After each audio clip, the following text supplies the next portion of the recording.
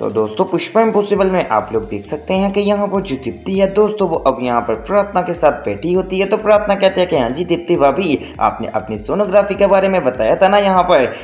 अश्विन भैया को। तो अश्विन भैया ने आगे से क्या जवाब दिया? तो दोस्तों दीप्ति कहती है कि वो तो आजकल काम में इतना ज़्यादा मसरूफ हो गए हैं कि बस उन्होंने मुझे मैसेज पे ही जवाब दिया है, अभी तक कोई कॉल वगैरह नहीं की। तो दोस्तों प्रार्थना कहती है कोई बात नहीं भाभी, जाहिर सी बात है जब एक बंदा काम में बिजी होता है तो वो यहाँ पर बाद में फ्री होकर कॉल कर लेंगे। तो दोस्तों दीप्ति कहती है कि हाँ बात तो तुम्हारी प्रार्थना बिल्कुल ठीक है, मैंने भी सोचा कि अभी तक नहीं करूंगी, थोड़ी देर बाद यहाँ पर फोन कर दूंगी। अब दूसरी तरफ दोस्तों जो पुष्पा है वो कहती है कि मैं यहाँ पर प्रोफेसर शास्त्री के साथ गई थी तो उन्होंने यहाँ पर मुझे बताया है कि उनकी जो बेटी है वो उनसे काफी ज्यादा तंग है, तो मैंने सोचा कि जुगल को भेजती हूँ चाहे वो जाकर उनकी बेटी की सारी सिचुएशन पता करके थोड़ी देर में जुगल आता ही होगा। अब दोस्तों यहाँ पर जुगल आ जाने वाला है और कहता है कि पुष्पा मैं मिलके आया हूँ प्रोफेसर की बेटी रिया से, और रिया ने मुझे बताया कि वो काफी ज्यादा उदास है सिर्फ और सिर्फ अपने पापा को लेकर, क्योंकि वो अपने पापा से बहुत ही ज्यादा प्यार करती है। तो दोस्तों पुष्पा कहती है कि इसमें कौन सी बात है, मैं तो उसको कुछ कहा भी नहीं, लेकिन वो मेरे से इतना ज्यादा नाराज क्यों है? तो दोस्तों अब जुगल सारी बात बताने वाला है कि उसने तुझे और प्रोफेसर शास्त्री को देख लिया था कि प्रोफेसर शास्त्री ने तेरा हाथ पकड़ा हुआ था और कुछ ट्यूब वगैरह लगा रहे थे। तो दोस्तों पुष्पा बताती है कि जुगल तू तो मुझे जानता है ना, मैं ऐसी नहीं हूँ, बस वो मेरे हाथ के ऊपर चाय गिर गई थी तो उन्होंने सोचा कि मैं जल्दी से यहाँ पर मरहम लगा दूं, एवं जख्म कहीं ज्यादा यहाँ पर बढ़ ना जाए, इसलिए यहाँ पर जब वो जख्म के ऊपर मरहम लगा रहे थे तब कहीं इनकी बेटी रिया आ गई थी और उसने हमें देख लिया। वेल अब आगे क्या हो सकता है, क्या तू मुझे बताएगा? तो दोस्तों जुगल कहता है कि हाँ पुष्पा मैं उससे पूछ के आया हूँ, तो उसने कहा है कि सिर्फ और सिर्फ अब दो ही ऑप्शन है। पहली ऑप्शन ये है कि पापा यहाँ फिर अब मेरे साथ रह ले या फिर पुष्पा इम्पॉसिबल को छोड़ दें। तो दोस्तों पुष्पा ये बात सुनकर काफी ज्यादा परेशान हो जाती है और कहती है कि जुगल ये कैसी बात हो गई कि मुझे क्या छोड़ दें, मैं तो सिर्फ और सिर्फ उनकी स्टूडेंट हूँ और वैसे भी इंटर्नशिप के एग्जाम की तैयारी भी तो मैं उनसे ही करती हूँ, उनकी बेटी को ये बात जरूर सोचनी चाहिए। तो दोस्तों जुगल कहता है कि बात तो तेरी ठीक है, चल कोई बात नहीं, बात को खत्म करते हैं, बाद में तो खुद ही प्रोफेसर से जाकर बात कर ली। अब दोस्तों यहाँ पर पुष्पा और जुगल बैठ जाने वाले यहाँ पर और पुष्पा कहती है कि हाँ जुगल तेरा अब बच्चा भी तो आने वाला है, तेरी जिंदगी कैसी लग रही है तुझे?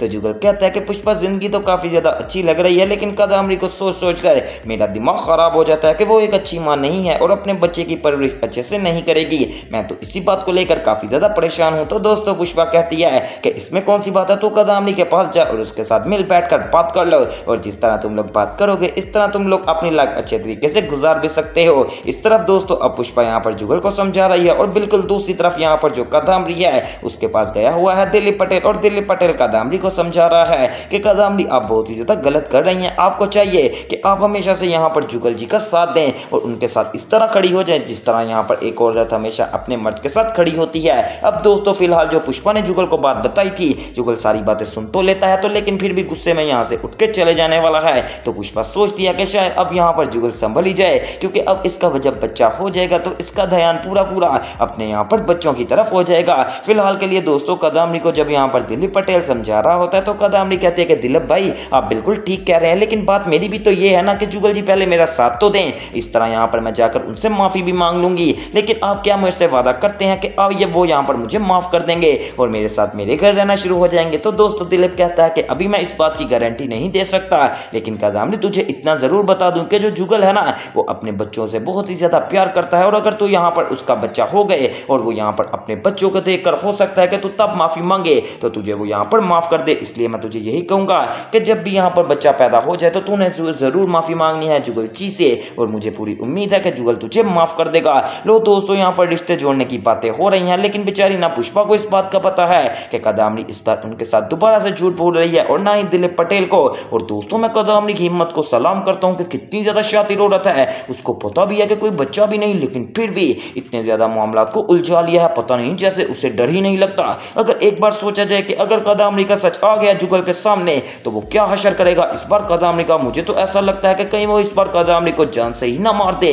क्योंकि हमेशा ही कादम्बरी कोई ना कोई उल्ट बात कर ही देती है जिसकी वजह से पूरे चोल में यहाँ पर हलबली सी मच जाती है। इस बार बेचारे जुगल के दिल में इतनी ज्यादा मोहब्बत पैदा हो रही है अपने बच्चे के लिए, और जब कादम्बरी बताएगी कि मैंने तो आप लोगों के साथ झूठ बोला है तो आखिरकार क्या ही हाल होगा। दूसरी तरफ दोस्तों अब यहाँ पर जो दीप्ति है उसको अश्विन की फिक्र काफी ज्यादा खाती ही जा रही है, तो वो यहाँ पर अब अश्विन को कॉल करने वाली है। और दोस्तों बहुत ही बड़ा और मजेदार ट्विस्ट ये है कि यहाँ पर जो अश्विन है अब वो कॉल नहीं उठा रहा, मुझे तो ऐसा लग रहा है कि जैसे किसी बंदे ने अश्विन को किडनैप कर लिया हो। अब दोस्तों वो बंदे के पास अश्विन का फोन होता है, और जब दीप्ति फोन करती है तो अश्विन कॉल उठाता है है और यहाँ पर अश्विन बन के वो बंदा बात करके कहता है कि जी दीप्ति सुनाओ क्या हाल है। तो दोस्तों दीप्ति कहती है कि अश्विन ये कैसी बात हुई, तुम तो मेरी कॉल ही नहीं उठाते। तो दोस्तों अश्विन यहाँ पर बनकर कहता है कि मैं आजकल काम में बिजी हूँ इसलिए बस तुम्हारी कॉल नहीं उठा रहा। तो दीप्ति कहती है कि मुझे ऐसे काम की कोई जरूरत नहीं, तुम दोबारा से वापस आ जाओ ताकि तुम अपनी पत्नी को तो टाइम दोगे ना, इस तरह मैं खुश भी हो जाऊंगी। तो दोस्तों वो बंदा ये कहकर फोन काट देने वाला है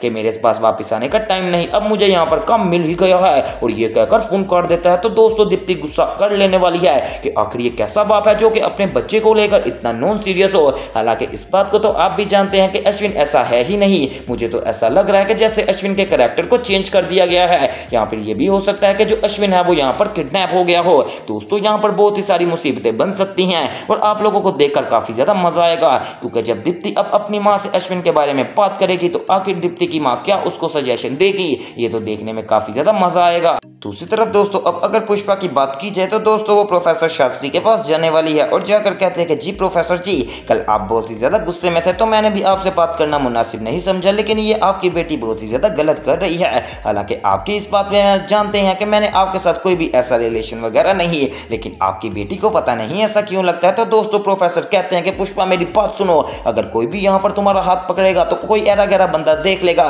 उसको तो जाहिर सी बात है यही लगेगा। बस अब बात यह है कि मैं अपनी बच्ची को किस तरह ये यकीन दिलाऊं कि मैं तुम्हारे साथ रिलेशन में नहीं हूं। तो दोस्तों पुष्पा कहती है कि इसके लिए मैं आपका साथ जरूर दूंगी, लेकिन उससे पहले आपको यहाँ पर खाना खाना पड़ेगा। मैं आपके लिए अपने घर से खाना बना कर लाई हूँ और वो भी टिफिन में पड़ा हुआ है, मुझे पता है कल से आपने कुछ नहीं खाया। तो दोस्तों प्रोफेसर कहते हैं कि हाँ पुष्पा सच में मैंने कल से कुछ नहीं किया, चल जल्दी से यहाँ पर खाना लगा, सबसे पहले खाना खाते हैं। अब दोस्तों पुष्पा इम्पॉसिबल और प्रोफेसर शास्त्री आपस में बैठकर खाना खाना शुरू कर देने वाला है। वेल दोस्तों मैं तो यही चाहूंगा कि जो पुष्पा इम्पॉसिबल है ना उसका प्रोफेसर शास्त्री के साथ शादी हो जाए और जो यहाँ पर रिया है वो दोबारा से अपने पापा के पास वापस आ जाए और इनकी यहाँ पर जो लाइफ है वो काफी ज्यादा अच्छे तरीके से गुजरेगी और ये एक बहुत ही बढ़िया फैमिली भी बन जाएगी। वेल आप लोगों की इसके बारे में क्या राय है मुझे कमेंट्स में लाजमी बताना। लेकिन दोस्तों अभी भी रिया इस बात को समझौता करने के लिए तैयार ही नहीं। अब वो यहाँ पर प्रोफेसर शास्त्री के पास आती है और पुष्पा के सामने भी कह देती है कि पुष्पा जी आपको यहाँ पर अब डिसाइड करना है कि क्या आप चाहते हैं कि आपके जो गुरु हैं वो अपनी बेटी के साथ खुश रहें, तो आपको यहाँ से जाना पड़ेगा, और अगर आप ये चाहती हैं कि वो आपके साथ जिंदगी गुजारें